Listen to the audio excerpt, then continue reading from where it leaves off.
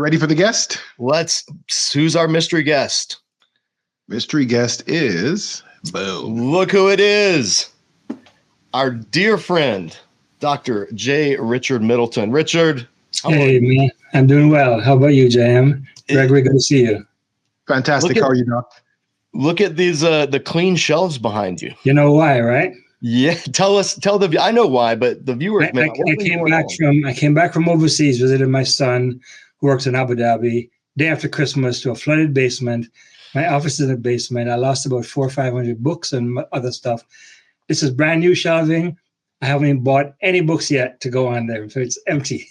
When you sent me that in the email, that broke my heart as a book nerd, because I know just the impact that can have is losing such a big chunk of your library and also your work that you're working on. Lots of files lost. Yeah. So it hurt my heart to hear, but we're glad that you're feeling better. You were sick as well. The whole family had flu for 3 weeks. Yeah. So Richard had a rough holiday season, but it's going well now. It's going well. I'm so glad you could join us for the stream. You were one of the early OG guests, Disciple Dojo, one of our favorite people. I've made no qualms about letting everybody know. Who was I just talking to? Who was I? Oh, Andrew King. Yeah, Andrew and I were just talking about getting to hang out with Richard Middleton, and I was saying if anyone has the chance, I recommend taking it. So, Richard, what are you working on, or I mean, other than rebuilding? You built those shelves yourself, right? Well, I bought the lumber, I put up the rails and brackets. It costs a bit, but it's more adaptable than a bookcase. You still built it yourself? Nothing below 2 feet, just in case water comes again. There you go. And that'll also help as your back. The older we get, our backs kind of go out, so not having to bend over. Yeah. What are you working on right now? Yeah. So the project that I'm in the midst of, I'm about 3/4 way through, is a book on 1 Samuel 1 through 15 or 16. It's really the story of Samuel and Saul, and it's a study in the ethics of power, looking at how this character Samuel, who is God's authorized prophet, abuses his position. And to quote the Apostle Paul in 1 Corinthians 14, in a different context, but it's relevant here, the spirit of the prophets are subject to the prophets. That is, a prophet receives revelation, but has free will in how he conveys that. And I believe that a close look at the story of Samuel suggests that the prophet Samuel abuses his power because he is opposed to the idea of the monarchy and does not want to be replaced by King Saul. So he destroys Saul's leadership ability. And so I'm looking at a close reading of that. I'm about 3/4 of the way through. I haven't got back to it yet. What should have been behind me is a whole bunch of Samuel commentaries, which were wiped out. Right. So I got to buy some of those again. Well, you presented on that at SBL this past one. Did you do something on that at the SBL before? Or I have presented on some variety of this over the past 10 years at SBL on and off as I was working out my thesis. Yeah. Right. Yeah. I remember, I think I heard it for the first time, my second SBL, where you were presenting in Abraham's Silence and that session. And then I went to one of your other sessions where you first introduced it. And it turned me on to this idea because Samuel is a character that I don't think, and I think most people probably grow up, the book's named after him. Sure. So you just assume he's the hero of the story.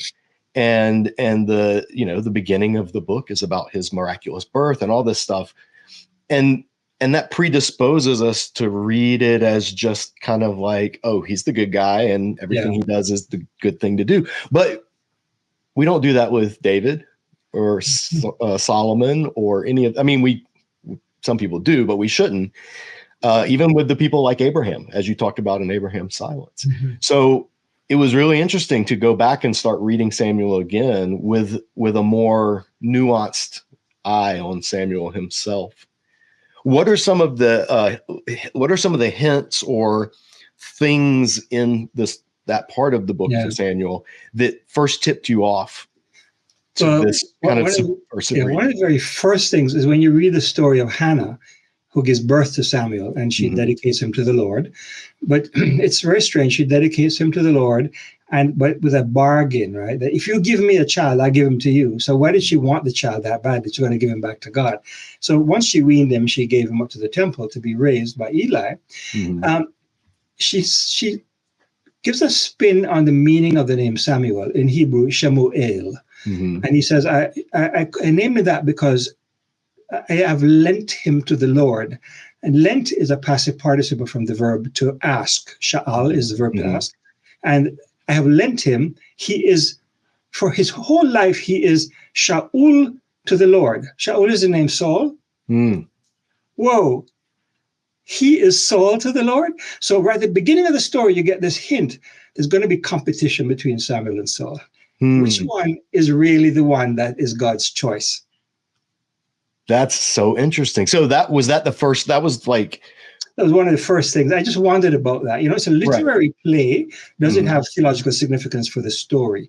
And then you get into the details, and you think, if there was a leader doing what Samuel did to a young upcoming pastor in a church, you'd call that gaslighting.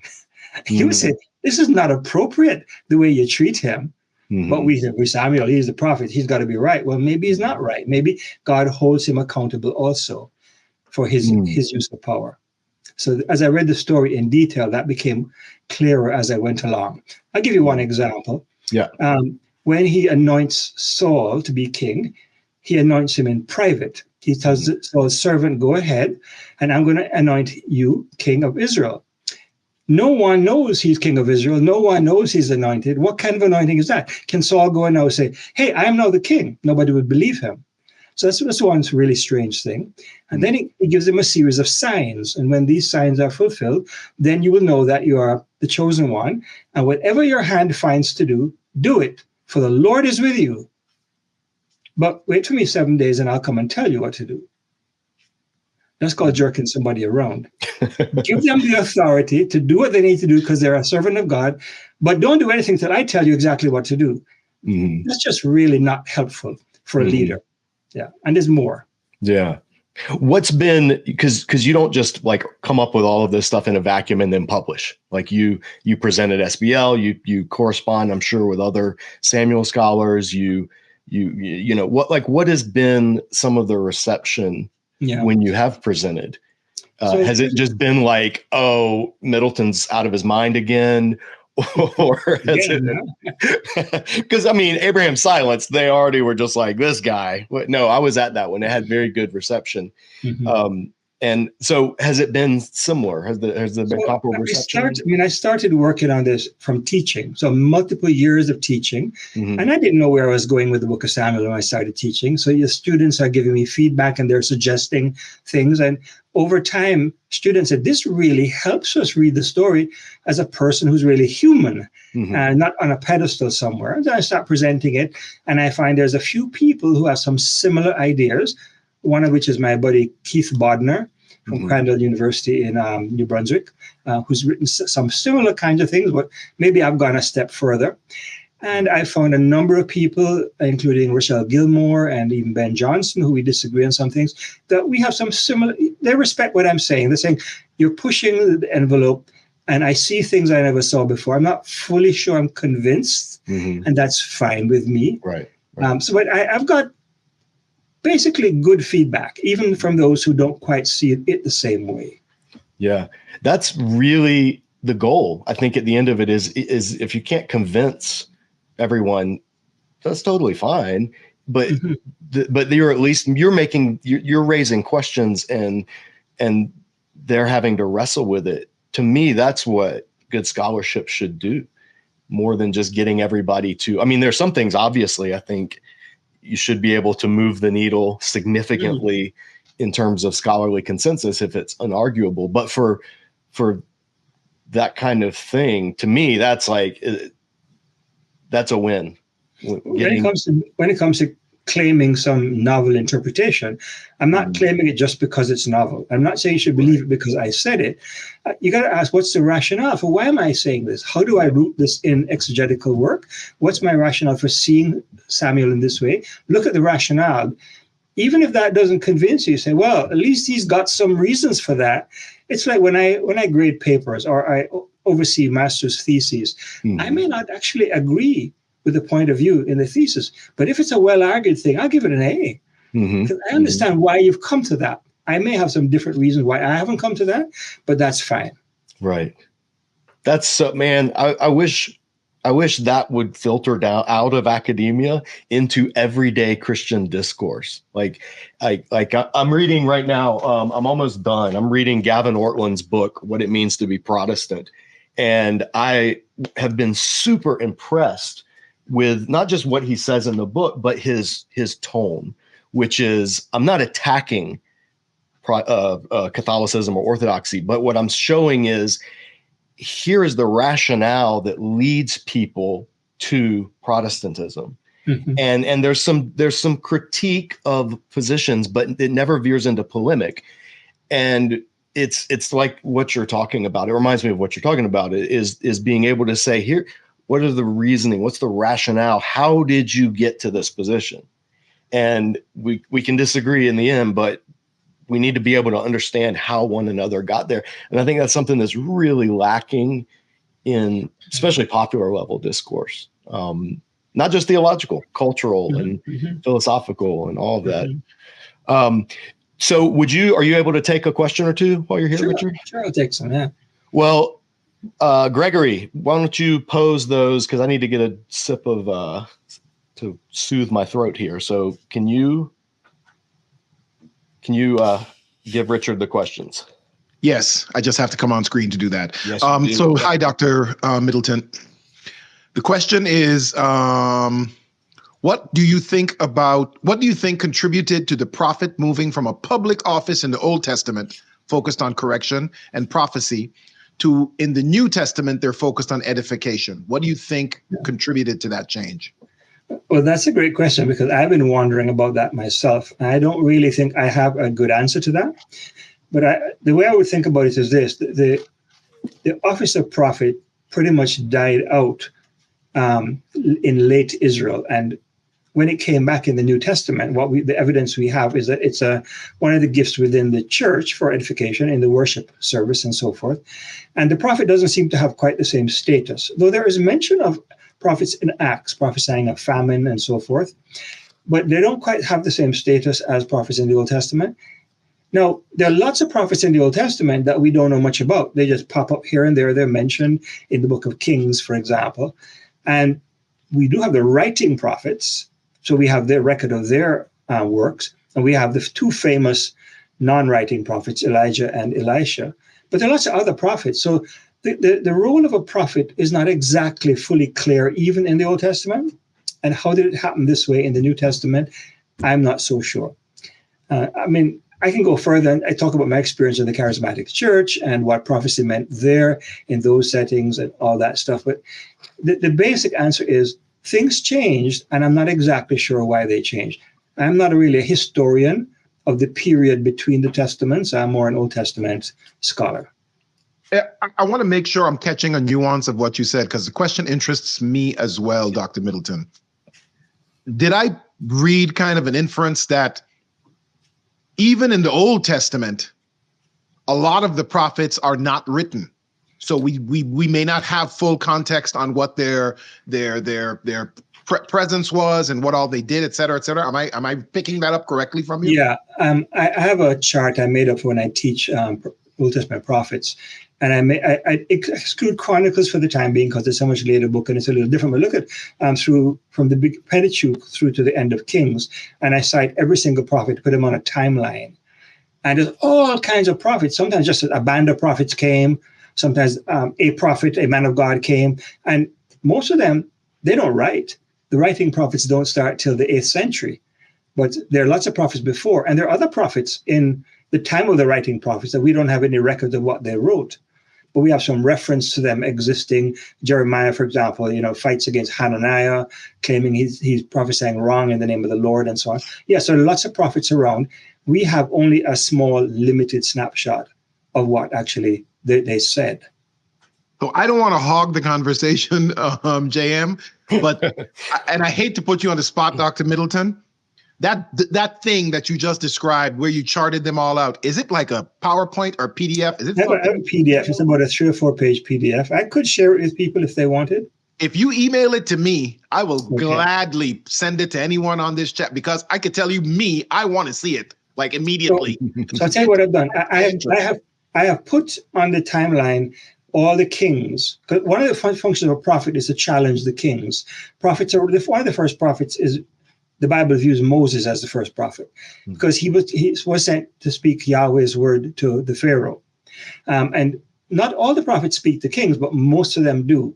And so I try to say which prophet spoke to which king in which period. Some after the divided kingdom, Judah and Israel, some prophets spoke to one or the other. One of the things I found out doing this, and I use this in teaching, is for the southern kingdom, the line of David, after Rehoboam, the son of Solomon, so he's the 4th king, no prophet is mentioned for 200 years until Isaiah. That is really weird, because you don't find that with the northern kingdom. You know why? Well, there's 2 reasons, right? The first reason, which is of course not correct, is there were no prophets. Of course, that's not right. Every prophet was silenced because of the power of the Davidic monarchy did not want criticism. And it took Isaiah, who is well known to be the only prophet who had access to the royal court. He may have been a royal blood himself. So he could come into the royal court and speak to Ahaz and Hezekiah. But 200 years of silence, wow, it talks about the power of the monarchy to silence criticism. That's one of the uses I have of that chart, but I will send it to you, sure. Yeah, you're sending me down the rabbit trail. I'm gonna shut up. Can you take another question, Dr. Middleton? Sure, yeah, let's do that. Well, let's ask him the one that, yes, that was the one I was gonna say. And then right after that, the one that JD asks. I think those are 2 good ones. Find it. Yep, I got it. I'll read it for you in case you can't, in case it's too small. Okay. Why would God choose Saul from the tribe of Benjamin when Judah was prophesied for leadership in Genesis 49? Did God ever intend for Saul's holy cow, this is a good question. Did God ever intend for Saul's kingship to succeed? So this question is really interesting, because it's really actually 2 questions. The second question, did God ever intend Saul's kingship to succeed, can be discussed separately from the first. But the first actually has another piece. I actually believe that God intended Saul's kingship to succeed, because I don't think God is a deceiver. So there are some readings, they're very cynical readings of God in the book of Samuel. Some of them come from conservative Christians, and not just skeptical Christians, who say God was setting Israel up for failure by giving them a king. I don't think that's so at all. I think God was giving them a chance. So let's see if this new institution will work. And Samuel messed it up, and then he worked with David. That's why he told David in 2 Samuel 7, if one of your sons sins against me, I will not reject him as I did Saul. I will not take my chesed from him as I took it from Saul.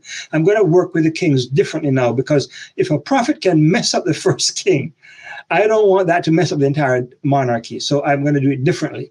So I think God intended Saul's kingship to succeed. Now the question is not just about, Saul is from the tribe of Benjamin. Let's think of this. Samuel is supposed to be a priest, right? And the priests are all the tribe of Levi. Samuel is not from the tribe of Levi. So this question is complicated in a lot of levels. Are we trying to reconstruct historically what went on, or look at what the text actually says? There's also the question of, yes, Judah is said to be the one with leadership, but within the book of Genesis, there's a suggestion that Joseph is actually the one who's going to be the primary leader. But it ends up being Judah, even though Judah is looked at quite negatively earlier on. So my colleague at Northeastern Seminary, Joseph Sikora, has written his dissertation, part of it on the issue of why was Joseph the one supposed to be chosen, then Judah, and also why was Saul, then David. It's a book called the Unfavored, and it's about the what you say was the reversal of election in the Old Testament. It's an interesting dissertation that he did, but I don't have a clear answer to that question. But that's a really interesting question. It means that the person asking it has read the scriptures and sees a tension there. That's one of many tensions in the Bible. And just because I don't have an answer for it doesn't mean there isn't one. Right. But you need to dig into it and spend time on it. And that's not a question I really researched. That's a great answer. I mean, just being able to say that's a good question. And I'm not sure there are so many, not just scholars, but pastors, leaders, authors, YouTubers that would try to work their way around to some kind of answer instead of just saying, yeah, that's a good question. I once had a student who was upset with me for saying, I don't know in class.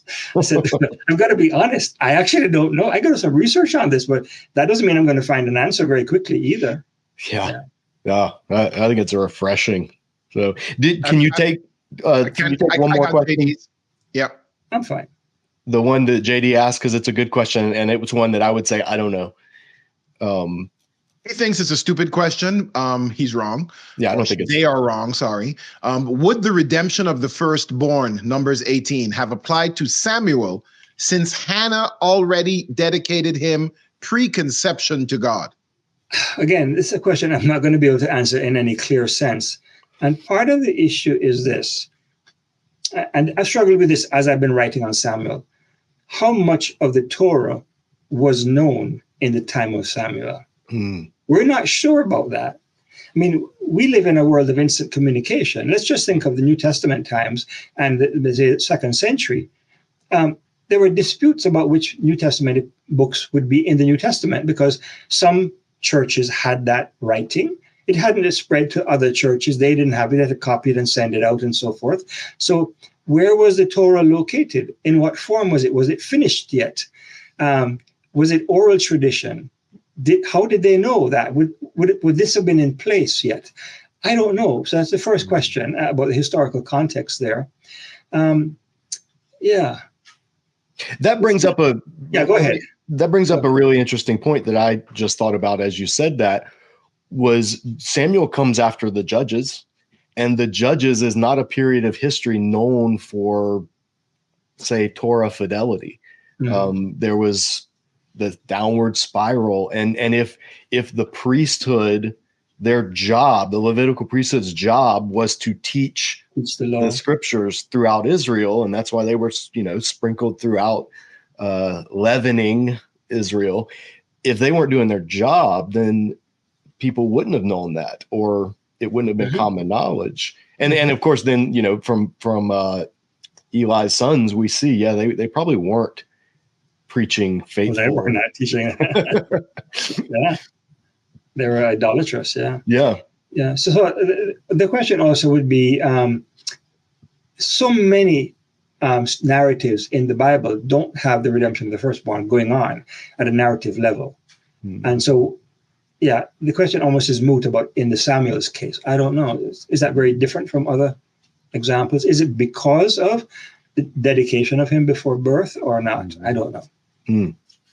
It was, I think I told you when we were going through, when Disciple Dojo, originally we used to teach a weekly Bible study, and then I just got back from India where I taught Ruth, and then was about to start teaching Samuel. And then that's when COVID shut that Bible study down. And so we had to move everything to YouTube.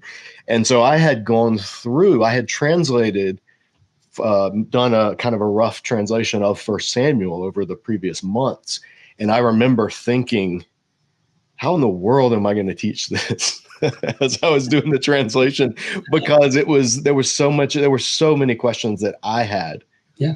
And I was looking forward to teaching it, because that's how I kind of work out my own study is as I'm teaching and reading and learning. But for those who are listening on this live stream or watching on this live stream and are interested in studying Samuel, what are maybe one or two names of either commentaries or books or people whose work you find to be the most helpful for students of Scripture? Yeah. On Samuel? Mm-hmm. On Samuel specifically? It's on Samuel, yeah. Yeah. I would say Keith Bodner, his book called 1 Samuel. I think it's subtitled maybe a literary reading, I'm not sure. But it's basically a very accessible commentary on 1 Samuel by a good, solid Christian friend of mine. Bodner? That's right, Keith Bodner. Is that part of a series, or is it a standalone? It's I think it's a series of literary readings from Rutledge, if I remember correctly. Okay. But pretty much a standalone. The series is not very connected. Yeah. That would be your first? That's my first choice. Yeah, my first choice. Oh.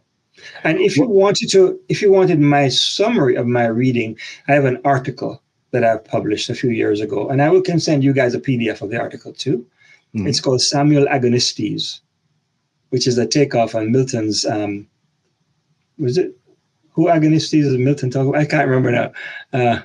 Samson Agonistes. Oh, okay. The fighter who fights with God. Yeah. Mm-hmm.